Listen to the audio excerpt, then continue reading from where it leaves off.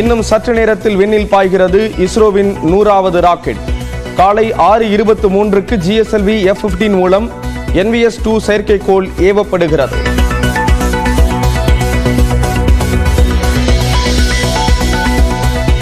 மகா கும்பமேளா நடைபெறும் பிரயாக்ராஜில் திடீர் நெரிசல். அமாவாசை என்பதால் பலர் ஒரே நேரத்தில் திரிவேணி சங்கமத்தில் திரண்ட நிலையில் சிலர் உயிரிழந்திருக்கலாம் என அச்சம்.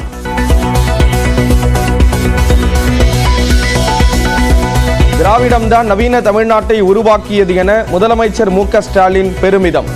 விழுப்புரம் மாவட்டத்தில் 21 இடஒதுக்கீடு தியாகிகளுக்கான மணிமண்டபத்தை திறந்து வைத்து பேச்சு. திராவிடம்தான் இந்த நவீன தமிழ்நாட்டை உருவாக்கிச்சு, அது இனியும் தொடரும். திராவிடம் இருக்கிறதுனால தான் நாட்டோட பிற்பகுதியில் இருக்கிற மாதிரி ஆதிக்க சக்திகளோட பிற்போக்கு கும்பல்களை தலை தூக்க முடியல. அதனாலதான் போலிகள் துரோகி. அரிட்டாப்பட்டியில் டங்ஸ்டன் சுரங்க ஏலம் ரத்து செய்யப்பட்டது மக்கள் போராட்டத்திற்கு கிடைத்த வெற்றி. சென்னையில் அரிட்டாப்பட்டி மக்களுடனான சந்திப்புக்கு பின் அதிமுக பொதுச் செயலாளர் எடப்பாடி பழனிசாமி பேட்டி. முதலமைச்சர் திரு ஸ்டாலின் அவர்கள் உண்மையிலேயே அந்த மேலூர் பகுதியில் இருக்கின்ற மக்கள் வாழ்வாதாரம் பாதிக்கப்படும் என்று எண்ணியிருந்தால் 2023 6வது மாதம் சட்டமன்றம் நடைபெற்றுக் கொண்டிருக்கின்ற பொழுது தீர்மானத்தை கொண்டாந்துருக்கணும்ல, கொண்டாருல.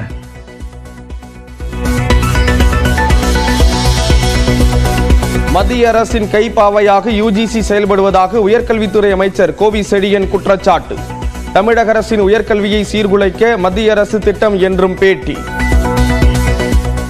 மாநில அரசை கலந்தாலோசிக்காமலேயே அந்த அதிகார வரம்பை கல்விக் கொள்கையில் ஒன்றிய அரசு UGCயில் செய்வதுதான் மாநில உரிமைக்கு விடுக்கப்பட்டிருக்கிற சவால்.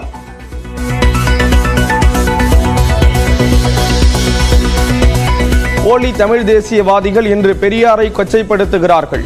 சீமான் பாஜகவின் கொள்கை பரப்பு செயலாளராக செயல்படுவதாக விசிக தலைவர் திருமாவளவன் விமர்சனம்.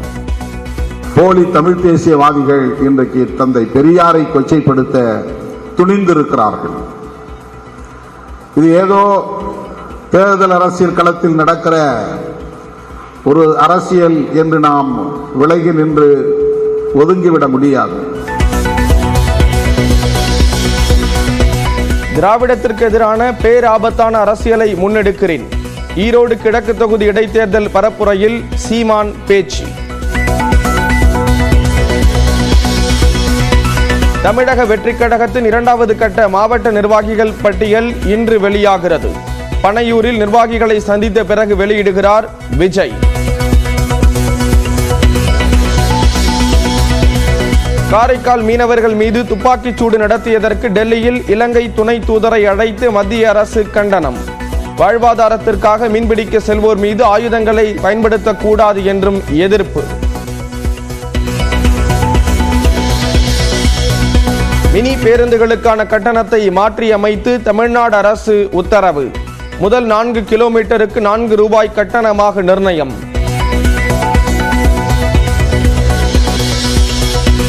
அஜித்தின் விடாமுயற்சி வெளியாவதில் தாமதம் ஏன் என இயக்குனர் மகிழ் திருமேனி பேட்டி. நியூஸ் 18 தமிழ்நாடு ஆசிரியர் கார்த்திகை செல்வனுக்கு அளித்த பேட்டியில் 121 நாட்களே படப்பிடிப்பு நடந்ததாக தகவல். ஆக்சுவலாக இந்த படத்துக்கான படப்பிடிப்பு நாட்களுடைய கணக்கு நீங்கள் எடுத்து பார்த்தீங்கன்னா மொத்தமே 121 நாள் தான் ஷூட் நடத்தினோம். ஏன்னா வெளியே என்ன ஒரு அபிப்பிராயம் இருக்குன்னா, சரி இந்த 2 வருஷமுமே ஷூட் நடந்துக்கிட்டே இருக்கு அப்படிங்கிறது அது கிடையாது. தை அமாவாசையான இன்று பத்திரப்பதிவு அலுவலகங்களில் கூடுதல் டோக்கன்கள் வழங்கப்படும். நாளை மறுநாளும் கூடுதல் பதிவுகள் ஏற்கப்படும் என பத்திரப்பதிவுத்துறை அறிவிப்பு. அர்ஜுனா விருது வென்ற பாராலிம்பிக் பேட்மிண்டன் வீராங்கனை துளசிமதி மற்றும் சகோதரியும் பேட்மிண்டன் வீராங்கனையுமான கிருத்திகாவுக்கு நியூஸ் 18 பாராட்டு. ரொம்ப எமோஷனலா இருக்கு. நான் ஜெயிச்சது இவ்வளோ பேர் செலிப்ரேட் பண்றீங்க, அதெல்லாம் பார்க்கணும், ரொம்ப ஹாப்பியா இருக்கு சார். இது எல்லாமே கண்டிப்பா எனக்கு ஒரு மோட்டிவேஷனா இருக்கு சார். இன்னும் அடுத்தடுத்து மெடல் வின் பண்றதுக்கும் கண்டிப்பா இன்னும் நிறைய ஹார்ட் ஒர்க் பண்ணி இன்னும் நிறைய நம்ம கண்ட்ரிக்கும் நம்ம தமிழ்நாட்டுக்கும் இன்னும் நிறைய மெடல்ஸ் வின் பண்ணி கண்டிப்பா பெருமை சார். சகோதரிகளுக்கு நினைவு பரிசு வழங்கியது தனக்கு தரப்பட்ட கௌரவம் என விடாமுயற்சி இயக்குனர் மகிழ் திருமேனி உருக்கம்.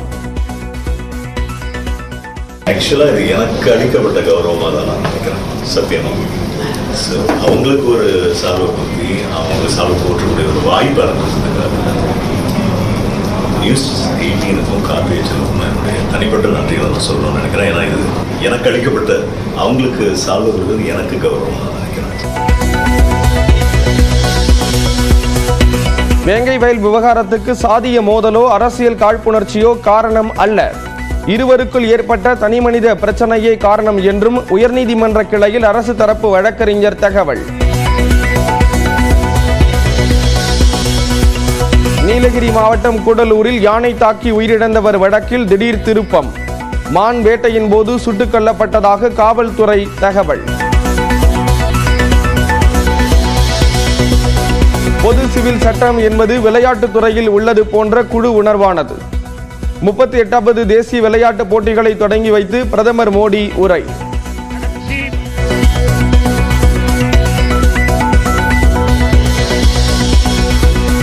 ஹரியானா அரசு யமுனை நதியில் விஷம் கலந்ததாக கெஜ்ரிவால் குற்றச்சாட்டு. ஆதாரத்தை இன்றைக்குள் அளிக்குமாறு தேர்தல் ஆணையம் கெடு. தென்கொரியாவில் புறப்படும் முன் தீப்பிடித்து எரிந்த விமானம். நல்வாய்ப்பாக உயிர் தப்பிய 176 பயணிகள்.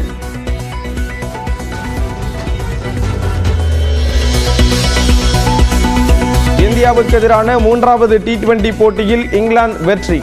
ராஜ்கோட்டில் நடைபெற்ற போட்டியில் 26 ரன்கள் வித்தியாசத்தில் வெற்றி பெற்றது.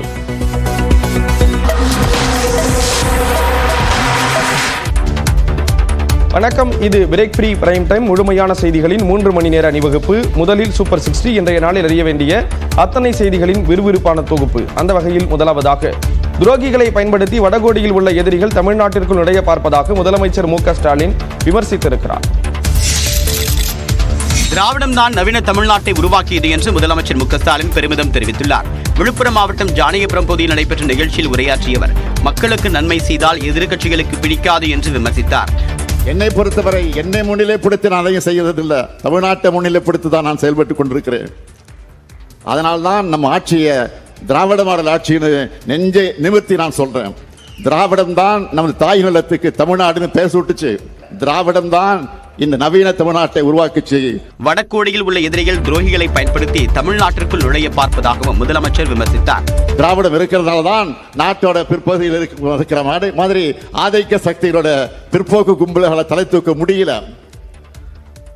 அதனாலதான் போலிகள் துரோகிகள் துணை கொண்டு எதிரிகள் பலைமுனை தாக்குதல் நடத்தி சோர்ந்து போறாங்க.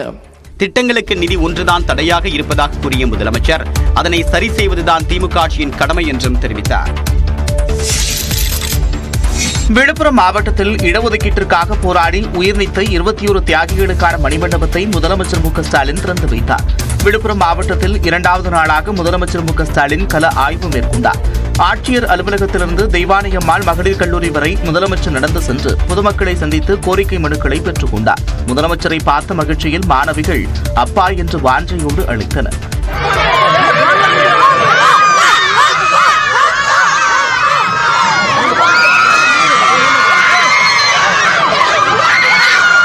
தொடர்ந்து ஜானகிபுரம் பகுதியில் சுமார் 4 கோடி ரூபாய் மதிப்பில் கட்டப்பட்டுள்ள முன்னாள் அமைச்சர் கோவிந்தசுவாமி மணிமண்டபம் மற்றும் இடஒதுக்கீடு போராட்டத்தின் போது காவல்துறையின் துப்பாக்கிச் சூட்டில் உயிர்நீத்த 21 தியாகிகளின் மணிமண்டபத்தையும் முதலமைச்சர் திறந்து வைத்து பார்வையிட்டார்.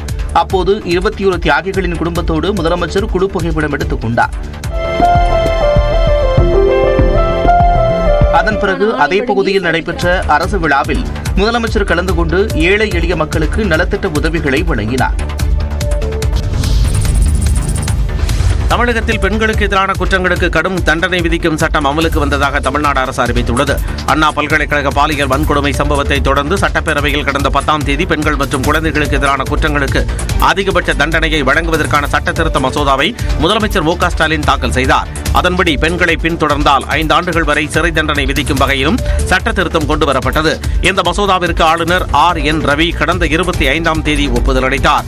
இந்த நிலையில் பெண்களுக்கு எதிரான குற்றங்களுக்கு தண்டனை வழங்கும் சட்டம் ஜனவரி 25ஆம் தேதி முதல் அமலுக்கு வந்துவிட்டதாக தமிழ்நாடு அரசு அறிவித்துள்ளது.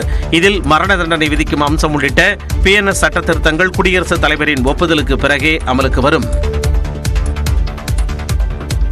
இஸ்ரோவின் 100வது ராக்கெட் சற்று நேரத்தில் விண்ணில் பாய்கிறது. விண்வெளியில் பல்வேறு சாதனைகளை படைத்து வரும் இந்திய விண்வெளி ஆராய்ச்சி மையமான இஸ்ரோ சற்று நேரத்தில் தனது 100வது ராக்கெட்டை ஏவுகிறது. 1975ஆம் ஆண்டு இந்தியாவின் முதல் செயற்கைக்கோளான ஆரியபட்டா சோவியத் ஒன்றியத்தின் உதவியுடன் விண்ணில் ஏவப்பட்டது. அதன் பிறகு SLV, ASLV, PSLV, GSLV, LVM-3, SSLV என இந்தியாவின் பல்வேறு கனவு திட்டங்களை சுமந்து கொண்டு இந்த ராக்கெட்டுகள் விண்ணில் சீறி பாய்ந்தன. குறிப்பாக நிலவை ஆய்வு செய்வதற்கான சந்திரயான்கள், செவ்வாய் கிரகத்தை ஆய்வு செய்யும் மங்கள்யான், சூரியனை ஆய்வு செய்யும் ஆதித்யா L1 உள்ளிட்ட விண்கலன்கள் உலகின் பார்வையை இஸ்ரோ பக்கம் திருப்பின.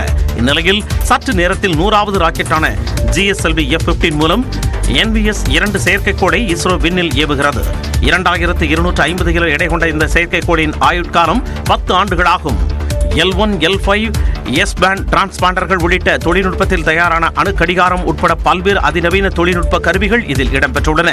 ஆந்திர மாநிலம் ஸ்ரீஹரிகோட்டாவில் உள்ள சதீஷ் தவான் விண்வெளி ஆய்வு மையத்தில் இருந்து காலை 6:23 மணிக்கு இஸ்ரோவின் 100வது ராக்கெட்டான GSLV F-15 மூலம் இத்தகைய சிறப்பு வாய்ந்த செயற்கைக்கோள் விண்ணில் ஏவப்படுகிறது.